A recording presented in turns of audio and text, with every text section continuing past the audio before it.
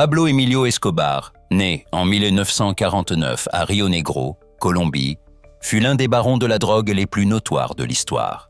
Il s'est élevé d'un milieu modeste pour amasser une fortune, se classant finalement comme le 7e homme le plus riche du monde en 1989. À l'apogée de son pouvoir, Escobar trafiquait des tonnes de drogue illégale à l'échelle mondiale.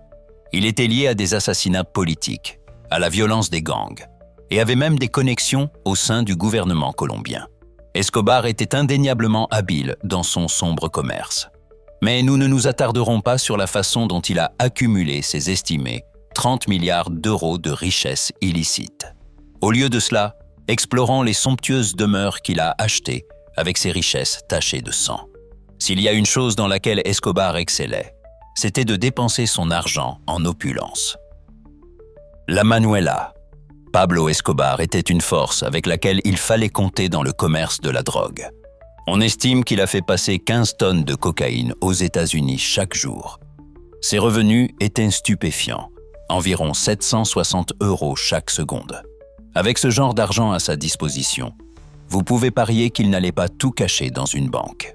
Escobar avait un talent pour cacher son argent dans une variété d'endroits, des entrepôts aux champs et même dans ses maisons extravagantes. L'une de ses propriétés les plus opulentes était la Manuela, qu'il prétendait avoir acquise légitimement. Mais qu'était exactement la Manuela? C'était la retraite privée d'Escobar. Chaque fois qu'il avait besoin d'une pause des pressions de son empire criminel, il s'y rendait. Alors que la plupart des gens louent des lieux de vacances, Escobar achetait le sien, un domaine tentaculaire de 8 hectares dans la ville de villégiature de Guatapé, juste sur les rives du réservoir de Peñol. Il a nommé cette oasis d'après sa fille, Manuela. Escobar a beaucoup investi dans la Manuela. Il voulait créer un lieu digne de son enfant bien-aimé. Le domaine comprenait une immense piscine, des cours de tennis et des écuries. Il était connu pour ses achats extravagants, y compris 15 jets privés et 6 hélicoptères. Naturellement, la Manuela était équipée d'un héliport aussi grand qu'un terrain de football et disposait même d'un quai pour hydravion. Pour un puissant baron de la drogue comme Escobar, nulle part n'était complètement sûr. La Manuela ne faisait pas exception. Il a construit des tours de guet pour protéger son sanctuaire, ne permettant à personne d'entrer sans son approbation. Pourtant, seulement 8 mois avant sa mort, la tragédie a frappé. Un ennemi a attaqué le domaine, plaçant 200 kg de TNT dans l'une des salles de bain.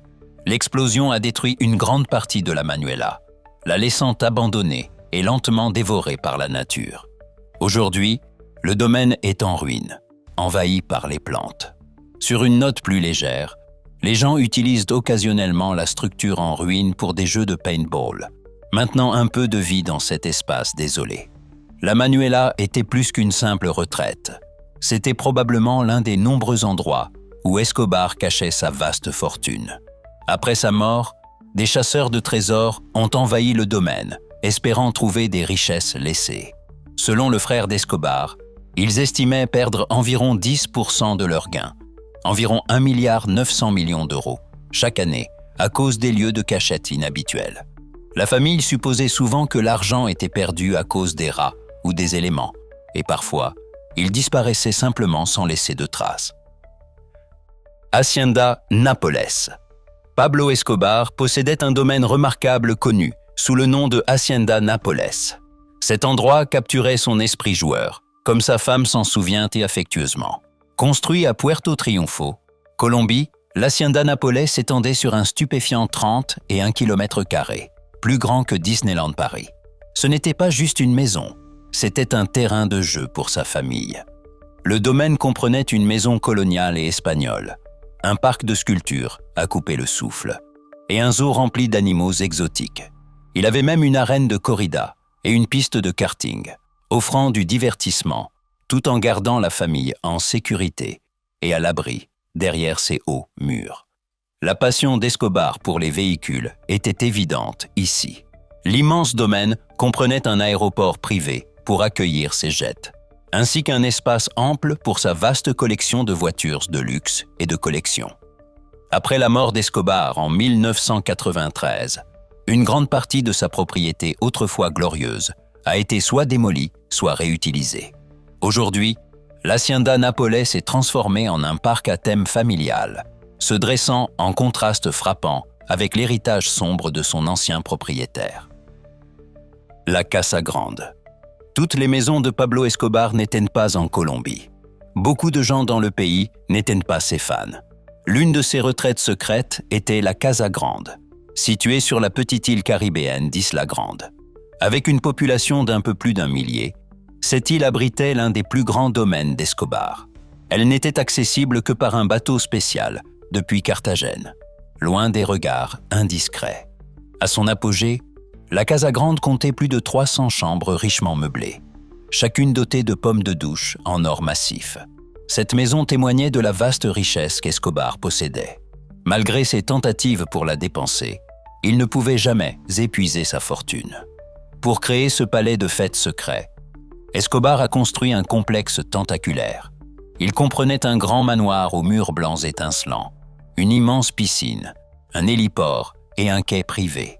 Quiconque essayait d'atteindre ce manoir devait marcher pendant des heures à travers une forêt caribéenne dense, pour être finalement repoussé par des gardes armés avant même de pouvoir apercevoir la Casa Grande. Après la mort d'Escobar, le manoir est devenu propriété du gouvernement. Malheureusement, il est tombé en ruine. Autrefois lieu de rencontre élaboré entre les figures puissantes du monde souterrain, le complexe a maintenant été repris par la nature. Contrairement à certaines autres propriétés d'Escobar, la Casa Grande a été laissée abandonnée et oubliée, une ombre en ruine de son ancienne gloire. Elle est si oubliée que vous ne pouvez même pas la trouver sur Google Maps. Bâtiment, Monaco. Au cours de sa vie, Pablo Escobar a construit et possédé de nombreuses propriétés, tant en Colombie qu'à l'étranger. Certaines étaient pour lui-même, tandis que d'autres étaient destinées à aider les communautés défavorisées. Toutes ces maisons n'étaient non pas de grands manoirs. Un exemple notable était le bâtiment Monaco à Medellín. C'était une structure plus modeste de 6 étages décorés avec soin. Au dernier étage, Escobar avait un somptueux penthouse montrant sa richesse et son goût. Il a vécu dans le bâtiment Monaco pendant plusieurs années. Mais en 1988, tout a changé. Un cartel rival a bombardé le bâtiment, forçant Escobar à fuir. Après l'attentat, le bâtiment est resté vide pendant des décennies, même après la mort d'Escobar. Finalement, le bâtiment Monaco est devenu une attraction touristique, attirant des visiteurs désireux de voir l'endroit où l'infâme baron de la drogue a vécu. Cependant, en 2018, les responsables de la ville ont décidé de le démolir. Ils voulaient aller au-delà des souvenirs douloureux qu'il détenait. Aujourd'hui, le site sert de mémorial aux nombreuses victimes de Pablo Escobar, nous rappelant l'héritage sombre qu'il a laissé derrière lui. La cathédrale.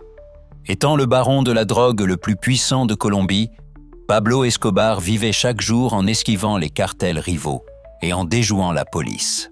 Avec la vie violente qu'il menait, il faisait face à un avenir sombre, la mort aux mains d'un gang rival ou la vie dans une cellule de prison exiguë.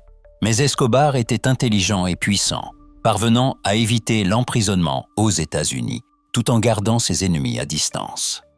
Dès le début, Escobar avait une mentalité claire. Il préférait périr dans une pluie de balles, plutôt que d'être extradé vers les États-Unis.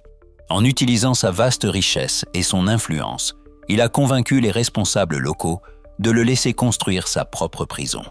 Cette décision a assuré qu'il était techniquement confiné, mais à ses propres conditions. Ce n'était pas une prison ordinaire. C'était la cathédrale, ou comme il l'appelait, l'hôtel Escobar. La cathédrale n'était pas conçue pour maintenir Escobar enfermé. Son but principal était de le protéger de ses ennemis. Caché sur le flanc d'une montagne couverte de brume, il était presque impossible de l'attaquer par les airs.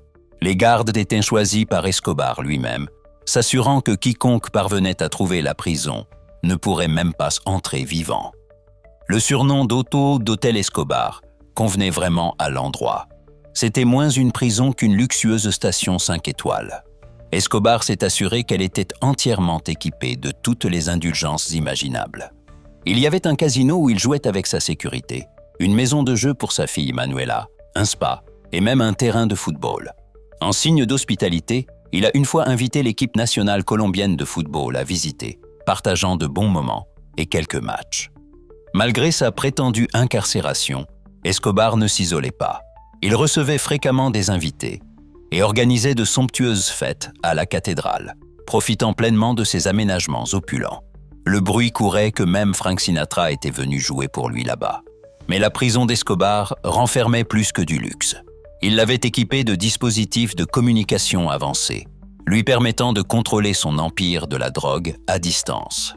Il semblait qu'Escobar continuerait à hanter la Colombie indéfiniment.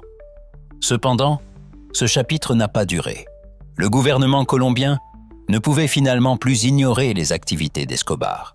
Lorsque des rapports ont émergé qu'il avait torturé et tué 4 de ses lieutenants à l'intérieur de la cathédrale, les autorités ont pris une décision audacieuse. Elles ont décidé de le transférer dans une prison ordinaire. Escobar a refusé de se conformer, et après un peu plus d'1 an à la cathédrale, il s'est de nouveau enfui. Cette fois, la chasse était intense. Une force spécialisée entraînée par la Delta Force américaine, nommée le Bloc de recherche et dirigée par le colonel Hugo Martinez, a été envoyée pour le trouver. Le 2 décembre 1993, Escobar a finalement été localisé et abattu par les hommes chargés de le capturer. Quant à la cathédrale, après la mort d'Escobar, elle est passée d'une prison notoire à un monastère. Ce changement contient une certaine ironie. Beaucoup des structures originales ont été démantelées par des chasseurs de trésors à la recherche des richesses cachées d'Escobar. Pendant des années, la cathédrale est restée abandonnée, fantôme de son ancienne gloire, jusqu'en 2007, lorsqu'un groupe de moines bénédictins est arrivé. Aujourd'hui, elle sert de site pour des pèlerinages religieux et est devenue bien plus paisible qu'autrefois. Un mémorial honorant les victimes du cartel d'Escobar se dresse maintenant sur le terrain, rappelant aux visiteurs l'histoire sombre qu'elle a autrefois abritée. Pablo Escobar possédait beaucoup de biens au cours de sa vie. À présent, ils ont soit été abandonnés, laissés à la reconquête de la nature, soit transformés en quelque chose de positif et utilisés pour se souvenir des victimes du règne brutal d'Escobar sur la Colombie. Que pensez-vous des nombreuses demeures d'Escobar? Étaient-elles un peu excessives, même pour un baron de la drogue? Nous espérons que vous avez apprécié cette vidéo. Si vous souhaitez découvrir plus de vidéos que nous avons réalisées pour vous, cliquez sur l'une d'elles à l'écran ou consultez la chaîne. Merci d'avoir regardé et nous vous disons à la prochaine fois.